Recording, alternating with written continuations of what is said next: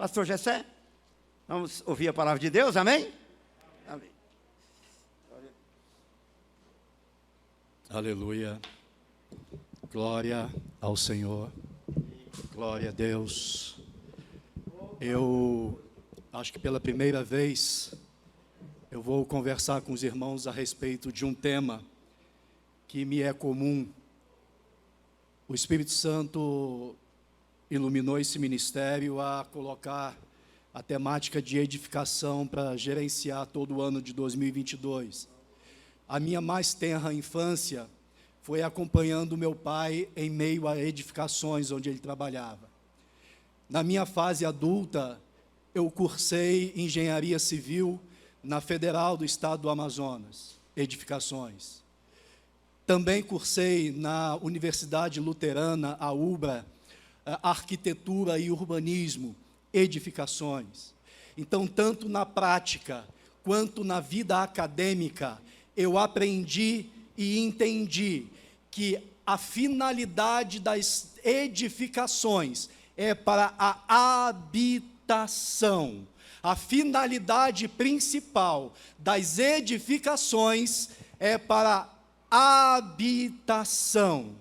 E o Salmo 22 nos diz que o nosso Deus habita, é entronizado em meio aos louvores. E eu estou te convidando, na manhã de hoje, a edificarmos um espaço espiritual para o nosso Deus, através dos nossos louvores. E louvor não é simplesmente uma canção, louvor é toda e qualquer ação, atitude que engrandeçam ao nosso Deus. Então, quando você diz aleluia, você está edificando um espaço espiritual para o nosso Deus. Quando você dá glória a Deus, você está edificando um espaço espiritual para o nosso Deus. Aleluia, glória, glória, glória, glória a Deus. O tamanho da tua bênção é proporcional ao tamanho da edificação que você está fazendo para entronizar o nosso Deus na manhã de hoje. Tu és santo, santo. Se você precisa de uma bênção pequena, faz uma edificaçãozinha pequena. Mas se você anseia por um 2022 muito grande em bênçãos, edifica algo grande para Deus. Santo, santo é o Senhor Deus poderoso. Adora, adora, Digno de adora. louvor, Edifica Ele. digno de louvor. Introniza Deus, introniza Deus. Santo é o Senhor Deus poderoso, Glória, digno de louvor. glória, glória. Senhor, nós construímos para Ti uma casa espiritual e Te entronizamos, Senhor, nesta reunião e em nossas vidas. Colocamos o Senhor em evidência. O trono é Teu, a igreja é Tua. Seja entronizado, Senhor, nosso Deus. Aleluia, aleluia. E as edificações são individuais. O que eu estou construindo para o meu Deus habitar é eu e Ele. O que você está edificando para o teu Deus habitar é você e Ele. Então Ele não vai habitar na tua edificação porque eu estou adorando. Ele não vai habitar na minha edificação porque você está adorando. Por isso que o culto é individual, é particular. Aleluia. Glória a Deus. Eu convido os irmãos a ler comigo o texto bíblico registrado por Paulo, a carta que Paulo escreveu aos Efésios, capítulo de número 3, e os versos a partir do verso 14. Pastor, mas o tema está lá em Neemias. Não, o tema está na Bíblia. Neemias capítulo 4 é a base, é o alicerce que nós vamos seguir. E o texto que o Espírito Santo nos orienta e com a bondade de Deus vai nos ajudar a explanar para os irmãos dessa feita, na manhã de hoje, representando o mês de janeiro de 2022, se encontra em Efésios capítulo de número 3, a partir do verso 14 até o 21. Os irmãos acompanhem nas vossas Bíblias. Eu vou ler a versão que eu tenho aqui, é a Nova Almeida atualizada. Então pode escapar uma ou outra palavra em diferença, mas o conteúdo é o mesmo. Diz assim: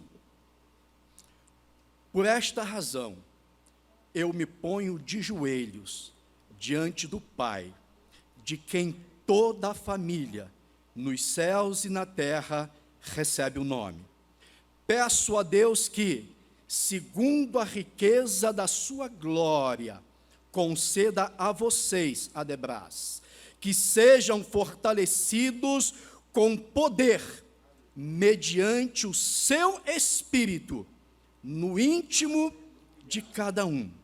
E assim, pela fé, que Cristo habite no coração de vocês, e estando vocês enraizados e alicerçados em amor, isto para que, com todos os santos, vocês possam compreender qual é a largura, o comprimento, a altura e a profundidade, e conhecer o amor de Cristo, que excede a todo o entendimento, para que vocês fiquem cheios de toda a plenitude de Deus. Ora, aquele que é poderoso para fazer infinitamente mais do que tudo que pedimos ou pensamos, conforme o seu poder que opera em nós, a Ele seja glória na igreja em Cristo Jesus, por todas as gerações, para todo sempre. Amém. E senta continuando edificando o espaço espiritual para o nosso Deus. A carta que Paulo escreveu aos Efésios, nós identificamos que Paulo utiliza uma linguagem muito de edificação, de edificadores. Ele diz aí logo no início dos capítulos de Efésio, ele nos compara com o edifício, ele diz que nós somos essas construções de Deus. E Paulo, por que Paulo utiliza essa linguagem de edificação, de edificadores, de construção? Porque, primeiro, que Paulo era um profissional da área. Pastor Gessé, como é que você sabe que Paulo era um profissional da área de edificações, de construção? Atos dos Apóstolos, capítulo 18, verso 2, diz assim, Paulo, quando chegou em Corinto, ele diz: e chegando ali, encontrou um judeu chamado Áquila, que era natural do Porto, que tinha acabado de chegar da Itália, juntamente com a sua esposa Priscila, pois Cláudio havia baixado um decreto intimando que todos os judeus se retirassem de Roma. Paulo, então, foi visitá-los e, percebendo que tinham a mesma profissão, passou a morar e a trabalhar com eles, pois eram edificadores, fabricantes de tendas. E é com esse conhecimento de edificação que Paulo discorre todo o seu discurso aos irmãos da cidade de Éfeso. Uma outra particularidade, porque Paulo utiliza essa linguagem de edificação, de construção, dizendo que nós somos o templo e que Deus e o Espírito de Deus habita em nós e que nós somos a habitação, edificação de Deus, é porque na cidade de Éfeso havia lá um grande templo que era dedicado à deusa Diana, ou também a chamada Ártemis. Era, na época, uma das maiores edificações do mundo. Ele é considerado, inclusive, como um dos mais significativos feitos da humanidade na cultura na civilização grega. E Éfeso, a cidade de Éfeso, respirava a edificação. O templo, de fato e de verdade, era alguma coisa colossal. Tanto que ele foi construído e acabou e foi reconstruído, e era alguma coisa espantosa. A última versão desse templo, da deusa Diana ou de Ártemis, ela tinha pelo menos 137 metros de comprimento, tinha 64 metros de largura, era enfeitado ao lado, ao todo o acompanhamento lateral, em cada lado tinha 20 colunas em mármore, com cerca de 20 metros de altura, era de fato e de verdade alguma coisa colossal. Esse grande templo de Ártemis só perde em tamanho e em beleza para a nova sede da Adebras que está sendo construída. E é nesse bojo, é com esse conhecimento, e é fundamentado nessa cultura, as pessoas respirando e entendendo de edificação, que Paulo conversa com os irmãos em Éfeso, usando essa linguagem de edificação. O verso 14, que nós lemos no início, ele diz assim, Paulo dizendo: por esta causa, eu me ponho de joelhos, diante de Deus, o Pai de nosso Senhor Jesus Cristo. Mas, paralelo a isso, e parece um contratempo, às vezes que a palavra de Deus registra que Deus queria se comunicar diretamente com a pessoa ou com o ser humano, Deus chamava a atenção, como foi no caso de Ezequiel, e diz: põe-te em pé, e eu falarei contigo. Deus, quando quer conversar tete a tete com uma pessoa, Ele chama, pede e convoca que a pessoa fique em pé diante dele. Porque a posição humana de em pé traduz, primeiro, um respeito. Segundo, demonstra que eu estou com atenção. Você já tentou conversar com alguém sentado ou alguém deitado numa cama, se espreguiçando numa rede, por exemplo? Causa-nos a impressão de que aquela pessoa não está nem aí para a gente. Mas quando você dialoga com uma pessoa, e esta pessoa fica em pé na sua presença, você tem a convicção de que esta pessoa está demandando toda a sua atenção na sua conversa. É por isso que Deus, quando quer falar conosco, Ele diz: põe-te em pé, e eu falarei contigo. Porque o vitimismo não cola para com Deus. Por exemplo, o livro de Samuel registra a história de Ana. E diz que Ana, todas as vezes que ia ao templo, a outra esposa do seu marido, a Penina, implicava com ela. E ela ficava angustiada e se fazia de vítima. E o texto diz em Samuel que Ana, por causa disso, ela chorava, se sentindo a vítima, e não comia. Mas a partir do momento que Ana parou de chorar e entrou na presença de Deus, conversando com Ele, se pondo de pé, Deus a abençoou, e não deu só o filho que ela estava pedindo, deu mais 4. Põe-te em pé, e eu falarei contigo, diz o Senhor. Davi acaba por ter um filho com uma mulher que ele passou a amar num casamento, numa relação conturbada aí de pecado com Betseba. Mas a criança, a princípio, não tinha a ver com a responsabilidade ou irresponsabilidade dos adultos.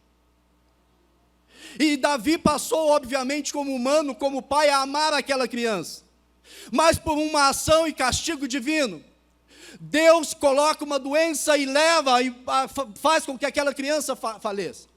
Só que enquanto a criança estava adoecida, isso passou-se durante 7 dias, Davi se jogou no chão, se fez como vítima, ficou lamentando, jejuou, sofreu, e nada aconteceu.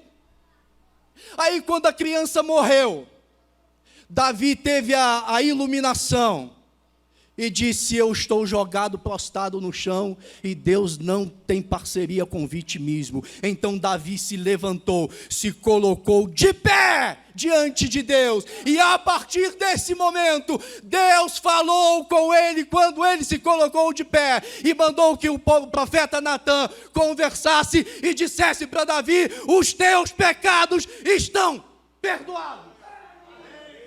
Põe-te em pé, diz o Senhor, e eu falarei contigo.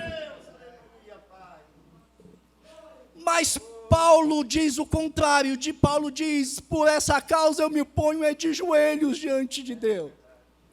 É porque quando é Deus que quer falar conosco, nós temos que estar em pé, em posição de respeito, em posição de adoração, em posição de atenção diante dEle. Agora, quando somos nós que queremos ou precisamos falar com Ele, aí sim, nós temos que nos prostrar de joelho para dizer que o grande é Ele, porque a posição que transmite mais humildade do ser humano é quando nos pomos de joelho. Quando nos colocamos de joelho, estamos dizendo a Deus: Senhor, grande aqui é Tu, do chão eu não passo, o meu maior tamanho diante de Ti é de joelhos.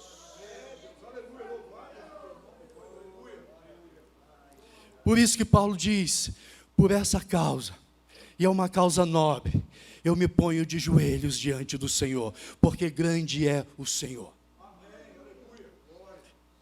E é por isso que o Senhor Jesus também nos orienta a como não orar.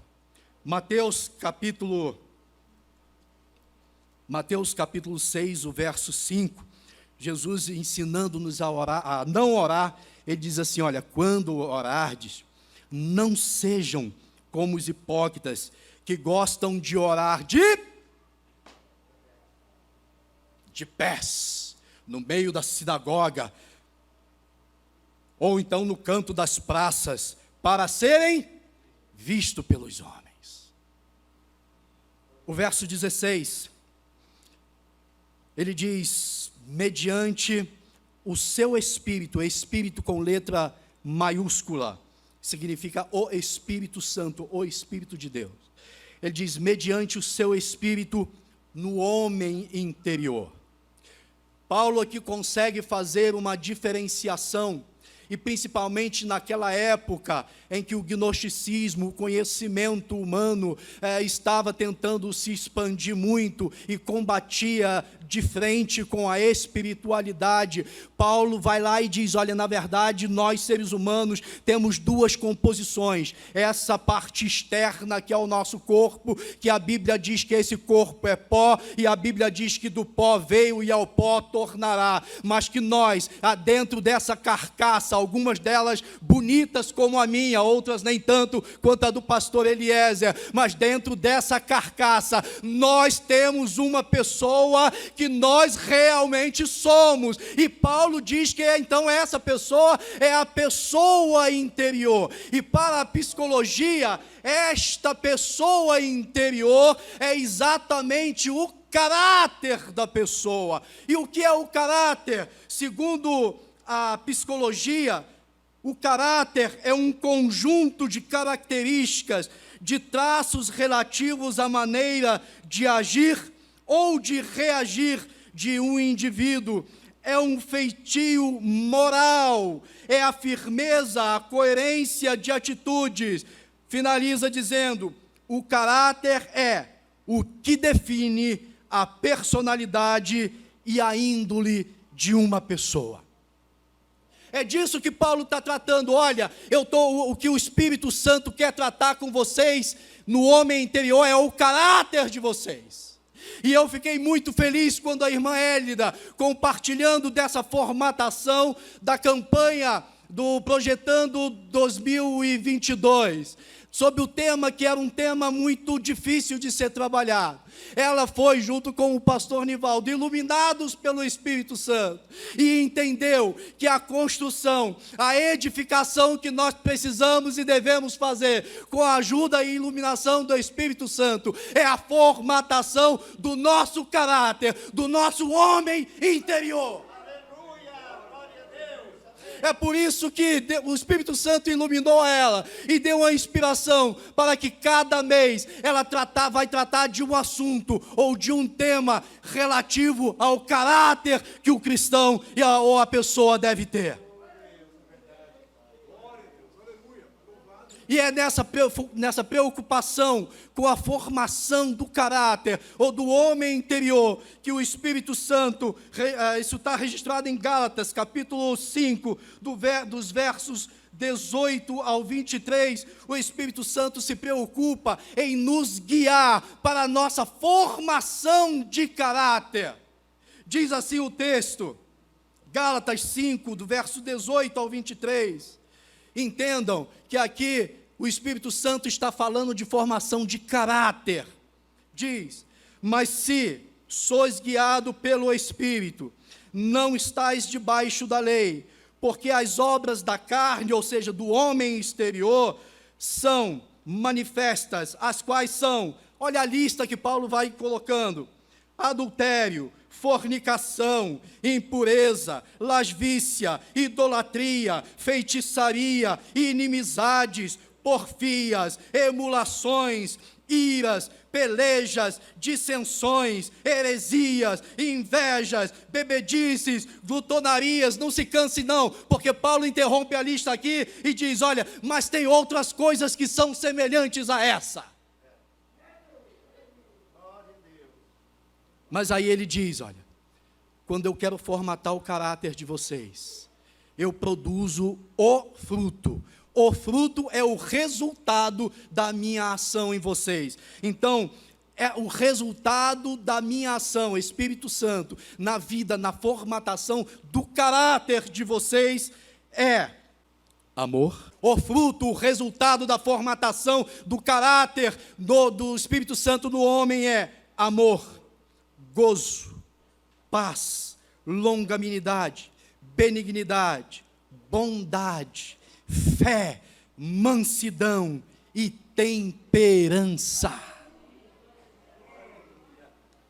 Mas espera aí, pastor, eu até tenho o amor, mas essa questão do gozo e da paz não está muito no meu caráter.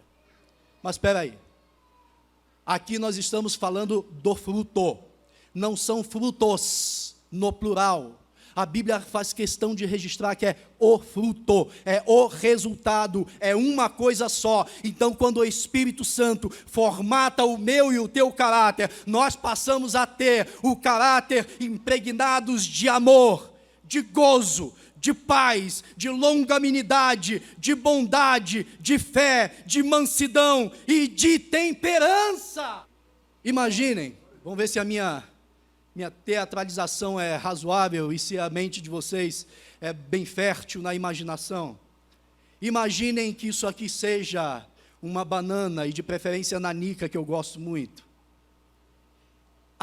Esta banana nanica, ela é o fruto, ela é o resultado da produção de uma árvore de uma planta chamada bananeira.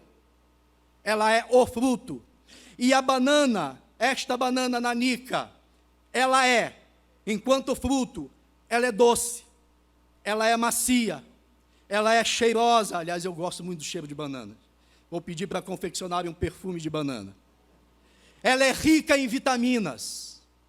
Agora, eu não tenho como pegar este fruto, que tem esse, entre aspas, caráter. No caráter dela está impregnado da doçura, da maciez, do cheiro e das vitaminas. Eu não tenho como absorver aqui somente as vitaminas e não sentir o sabor doce desta banana.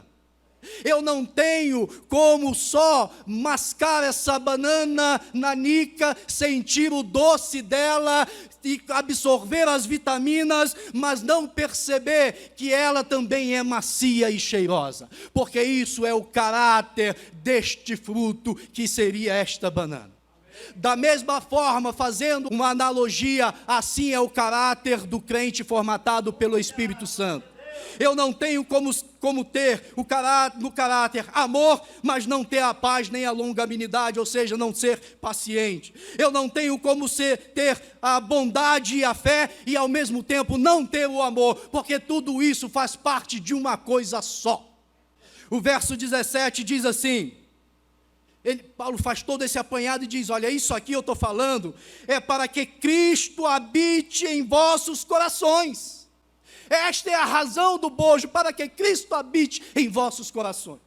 Só que a palavra habitar aqui utilizada pelo escritor, vamos chamar assim, do original grego, é kaitokeio, que significa, não é uma habitação temporária, não é uma habitação onde eu passe algum tempo, não é uma habitação, por exemplo, que eu more de um aluguel, não. Esta palavra significa que é estabelecer-se como residente permanente, ou seja, é um local de habitação onde o habitante está permanente e fixamente para todo sempre ali. É isso que Paulo está dizendo. Eu quero que Cristo habite no coração de vocês, mas habite de uma forma plena. Eu quero que Cristo habite no coração de vocês, mas não tendo reserva. Senhor, aqui o Senhor pode habitar nesse espaço, mas naquele outro do lado esquerdo do meu coração, o Senhor não vai, porque lá tem umas coisinhas que não interessam ao Senhor. O que Paulo está dizendo aqui, eu quero que Cristo habite total e plenamente em vossos corações. Cristo tem que habitar nos nossos corações, sem restrição, em todos os espaços, em todos os cômodos, em todo o tempo, em todos os momentos, em todas as situações. Para Cristo habitar fixamente nos nossos corações, não pode ter reservas. Mas para Cristo morar, para Cristo habitar, melhor dizendo, esse coração, ele tem que estar bem alicerçado.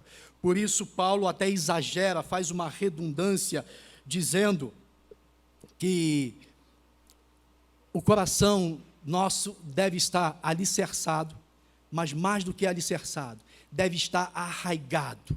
E esse arraigado significa numa profundidade, em um enraizamento que nada pode abalar. É isso que Paulo está dizendo com o arraigado. É muito mais do que um alicerce, porque o alicerce pode ser superficial. Então Paulo está dizendo, para que Cristo habite permanentemente no nosso coração, o nosso coração tem que estar alicerçado e arraigado em amor. Verso 18, Paulo diz, tudo isso para que, se Cristo habitar verdadeiramente nos nossos corações, se nós tivermos essa condição, o resultado disso é para que possamos perfeitamente compreender qual é a largura, o comprimento, a altura e a profundidade, e conhecer o amor de Cristo. Paulo, quando utiliza essas 4 dimensões, na verdade ele está combatendo a filosofia da época e também a filosofia estoica, que utilizava essas mesmas dimensões para colocar o universo dentro. Então, a filosofia estoica delimitava todo o universo dentro dessas dimensões. Para a filosofia, o universo todo, ele tinha uma largura, tinha um comprimento, tinha uma determinada altura e também uma determinada profundidade. E Paulo, muito inteligentemente, utiliza desse mesmo linguajar para dizer que Cristo e a obra dele, o amor dele, têm as mesmas dimensões universais. Tanto que Ezequiel, nos capítulos 40 ao 45, Ezequiel também usa essas dimensões parecidas para falar da cidade santa. E essas mesmas dimensões que Ezequiel utiliza para dimensionar a cidade santa, nos capítulos 40 ao 45 do seu livro, Apocalipse capítulo 21, também descreve a cidade santa que eu e você vamos morar. Só que Paulo dá um arremate quando ele fala dessas questões das dimensões, que para a filosofia, todo o universo tinha um comprimento, ponto. Tinha uma largura, ponto. Tinha uma altura, ponto. e tinha uma profundidade. Aí Paulo arremata dizendo: olha, mas o amor de Cristo, ele excede, ele passa. Ele tem uma dimensão maior do que o comprimento, do que a largura, do que a altura e do que a profundidade. Foi por isso que João, o evangelista, João fala: ó, Deus amou o mundo de tal. Não tem dimensão o amor de Cristo, não tem comprimento, não tem largura, não tem altura, não tem profundidade. O amor de Cristo, o amor de Deus por nós, através de Cristo, excede, passa em muito a todo e qualquer entendimento. E aí, quando nós estamos arraigados, alicerçados e cheios desse amor de Cristo em nossas vidas, tem uma razão e tem um motivo. Quando isso acontece, então o verso 19 diz: então vocês serão cheios. É outra redundância de Paulo. Ele diz: ó, sereis cheios da plenitude de Deus. Ora, se é a plenitude, já é o tudo de Deus. Mas Paulo está dizendo: vocês vão ser cheios dessa plenitude. Porque Deus é amor. E quando nós ficamos cheios, olha o resultado, quando nós ficamos cheios dessa plenitude de Deus, que se resume no amor, porque a Bíblia diz que haverá profecia, mas essas passarão, vai ter isso, vai ter aquilo, mas isso passarão. Aí a Bíblia diz: mas o amor permanecerá. E aí quando nós nos enchemos do amor de Cristo, do amor de Deus, e nos ficamos cheios dessa plenitude de Deus, então o verso 20 arremata e finaliza dizendo que o poder dele, ou seja, de Deus, opera em nós.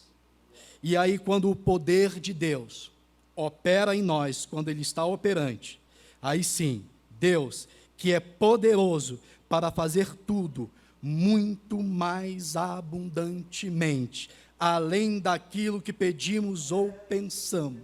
Mas para que Deus faça em nossas vidas muito mais, além e abundantemente, além daquilo que pedimos ou pensamos, tem uma condicional. E essa condicional é que o poder dele esteja operante em nós.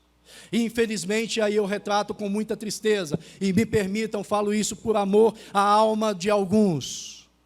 Percebemos muitos em nosso meio, estou falando generalizando aqui, que até tem Cristo na vida, até tem a salvação garantida, mas o poder de Deus não está atuante na sua vida.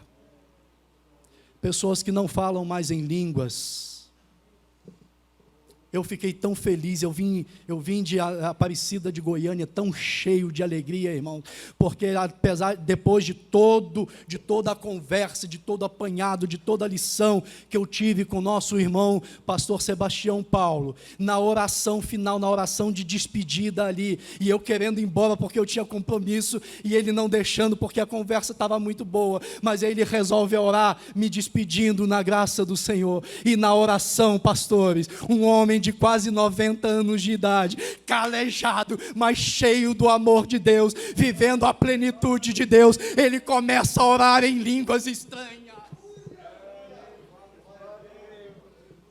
Poder de Deus operando em nossas vidas. Mas para que o poder opere nas nossas vidas, nós temos que estar com Cristo habitando plenamente nos nossos corações. E Cristo só habita plenamente nos nossos corações se os nossos corações não estiverem só alicerçados superficialmente no amor. Eles têm que estar alicerçados e arraigados com raízes profundas, de maneira que ultrapasse todas as dimensões conhecidas, o comprimento, a largura, a altura e a profundidade. E a esse Cristo, e eu encerro, a esse que vai nos encher com a plenitude de Deus, a Ele seja a glória.